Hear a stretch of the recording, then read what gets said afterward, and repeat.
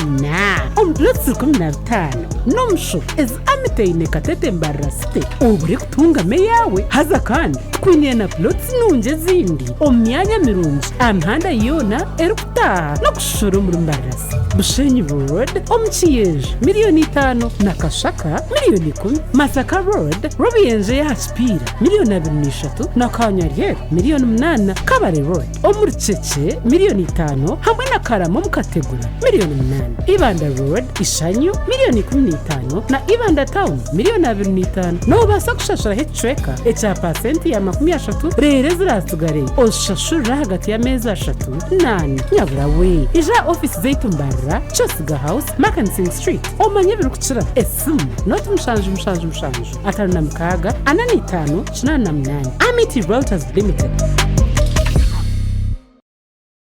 Abakutureba nirakana amazina n'inyaga bafita memba wa parliament w'Ibanda municipality.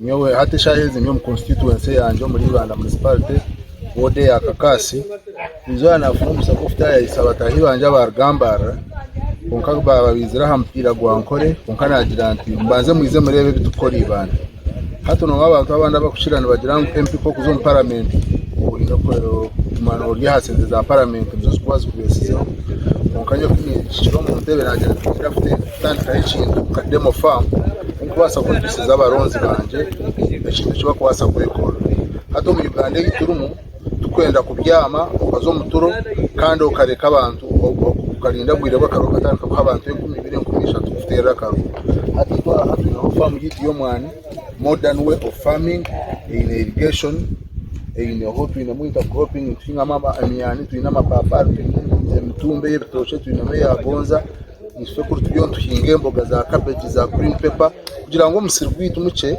twagwitirizinga president Museveni achaka kutugamba cha 4 acre model so ni tuntu twiza ko tuchimplement ngo mucweka cyitu abantu bitu begera so spaces ireho twena kwiza gutekaho za bed za greens za bed zemyani kugira ngo mubiza karambura tukamwegisa akamara kweka nena hatumuhereze yo embibo yabusha agende na yatwaro kandi nabo tumukuratire turebe cyahisha uko dukozire kugira ngo bafune ntasi yo maka abana base kufune sente za school fees kufuna kasente ka kugura imbazi bareke kugira ngo government ine cye bakorire umwabo kusinka abana bitu za Dubai yo mu desert kuza gukora cyoka tubakuriyetingira so fa mahanye n'abakozi 30 shahize hando bumwana gutaka kuzi hatukugura yego wakuze inza kubanyimba nyenda bakombera inza kubanyenda bakusarura cyo mayisa ngiza kubanyinaho nk'abantu igana abarayeni bakora ejo yona nemero umwabo kusinka ko muntu aheru uza kubona abonera naza kubona akora ecare chikachi no buzibwa mizi hati kutwashikira aha pumping amizi ifoku fiza tugateka umpampage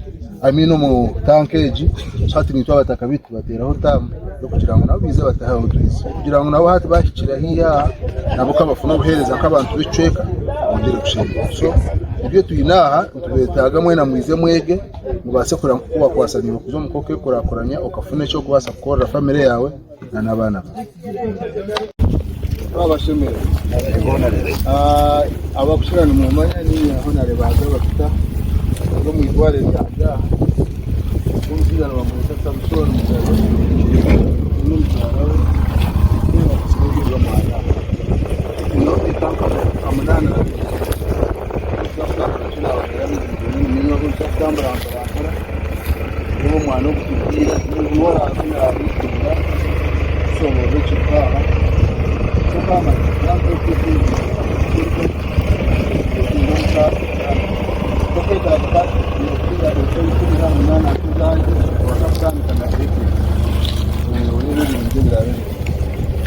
stages at some point biza bagira nahembu zirira aha turukure wo mwana gwatandukana so ntona tustandika tumeje tukiramba ubundi okaye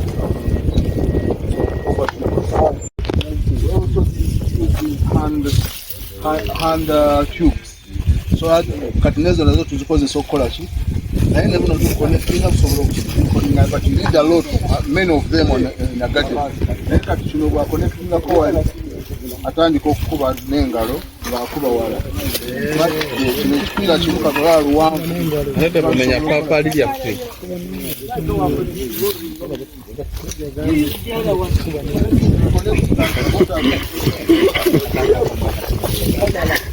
So you can see the pressure.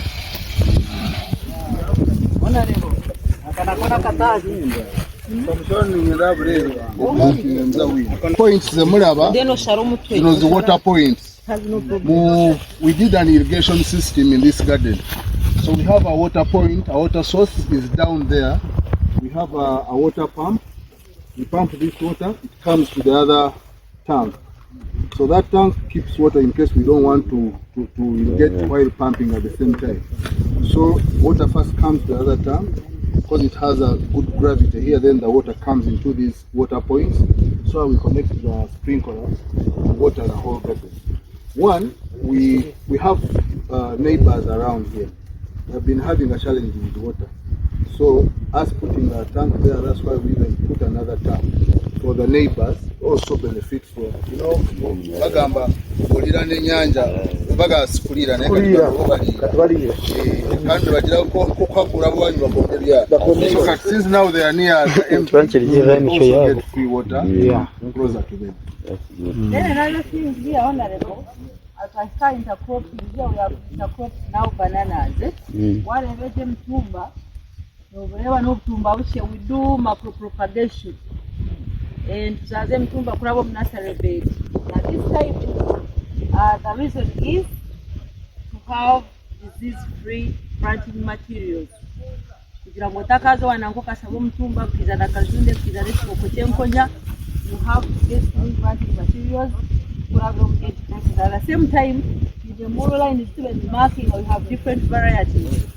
Chibuzi, mbwazilime, mushakara, mpurogoma, Naragaza, so we plant them and they yield different. So because now intercropping, we are doing it for two reasons. One, to provide shade for the coffee, at the same time to provide food for the workers. You can even see the work that has been done here. And we are using the community and the people who stay around. So they have, so that's why we are intercropping bananas and also pump this water, it comes to the other tank. So that tank keeps water in case we don't want to irrigate while pumping at the same time. So water first comes to the other tank because it has a good gravity here. Then the water comes into these water points. It's why we connect the sprinklers to water the whole garden. One, we have neighbors around here. They've been having a challenge with water. So us putting a tank there, that's why we even put another tap for the neighbors also benefit from. You know, bagamba bolira n'enyanja baga sikulira naye katwalo balira kandi bagira ko kwakula bwanyu bakombe bya. So since now they are near the MP, so they also get free water closer to them. Then another thing here, honorable, as I start intercropping here, we have intercropped now bananas. Whatever jem tumba, whatever no tumba, we do macro propagation. And tuzaze mtumba kurabo nursery bed. This type, the reason is to have disease-free planting materials. Kugira ngo takazo wanangoka sabo mtumba kizana kazunde kizana kokotenkonya, you have to get clean planting materials to kurabo gauge process. At the same time, to the mural line instrument marking, we have different varieties. Chibuzi, mbwazilime, mushakara, mpurogoma, Naragaza. So we plant them and they yield differently. So because intercropping, we are doing it for two reasons. One, to provide shade for the coffee, at the same time to provide food for the workers. You can even see the work that has been done here. And we are using the community and the people who stay around. So they have so that's why we are intercropping with bananas and also we have Bonja down.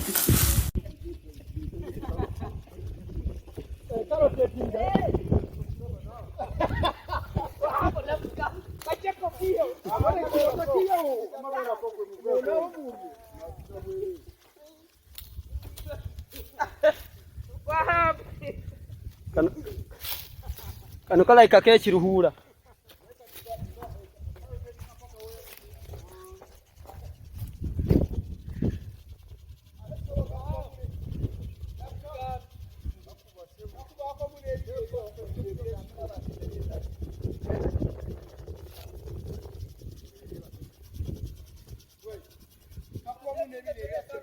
ebyo Wahab ode ne bagandi amazina ndumwese Jonathan ukuruga Cenzogera bagara maodi sese division we ndio muhinji w'umwana ugu ureva n'amezi 15 icyatumire n'imbyaro umwana ugu kaza sese ko mu rukiko batugira ngo tugire intasiya tugire cyo kureberaho mwenanye kinizere nahinga umwana ugu numugureba yo n'ibintu birye kamera n'umugereba kamereji ne nyamba abakozi na n'ikintu cyaza mu kitiro nindi hango musuma akuva musuma akamu nindetera message ati nyumuka na yene gamba mubuza nuwenda ki ubwe na tagarkana agenda ugamba n'umushuma ngambira kamera mubuza nuwenda ki atagenda aguma hapo akuba irezo n'umugereba nesto hari n'ibintu byanje n'umwana ugukwa n'umwe gubika mwene so bwe bwinjo butwine kamera gine kosa amasinyaraze ne kosa sola zirinka eroha mutwa umwana gwiro gwire bukwingana ki ina mezi 15 bustamya amanya kwingana ki ni heka 2 ndonde 8 gurme bitenka binga gurumu ebitenka bambire nkatame biturukaga nawe ino muntara kutureba arikwenda kutandika kwinga omwani ko kutunko ko kureba omusiro gonko gure nikiba kimwetagisa akasente ko kwingana ki akasente notandika nko kwingana emiturukaga nkatandikisa miliyoni izina bintu gira account akariho miliyoni 4 konka na hatu of course zikira kare message iri kusemba y'abantu bona bahomba tureba message abantu bagende bakore cyo cyamani kuba akasente wakabika umusaho nabwe kakora ukiye uko katomukingwa nyenso izuganyirwamo tunga school fees niwe yongera kuvaje munubu umwana sofatu koguri kuguruka kuruganga utandika kwikanu yahuguri nubasa kutarubwire bukwingana kwikahagunoga katingi tandika na mezo musanzo netandika kurabye konkanyo no reba nkagucwa mutwe kena gukira umutwe kujya kuzare byana byingi hati kurwinde kitorobo kingi hati so ameze mwenda ngoba nutandika kunoga so fo mutwe akora umwanya wo guri na nko gukwingana hine government ko kweba yambere kugira ngo yabimusyo mu mbere ko kubahembazi yokora ki hapana nyuntura ni nyefa government kanyamba kandi abutwantukura bahingisa bo mwana district bahi nyuntura nkefaho obahabuze nkaburiho musako bisese niza natandika kugira ngo nyezo nise takari yanje na nyirigira kuryanganya kunaganyirwamo onka government kanyamba kandi kikizaga kumpo bya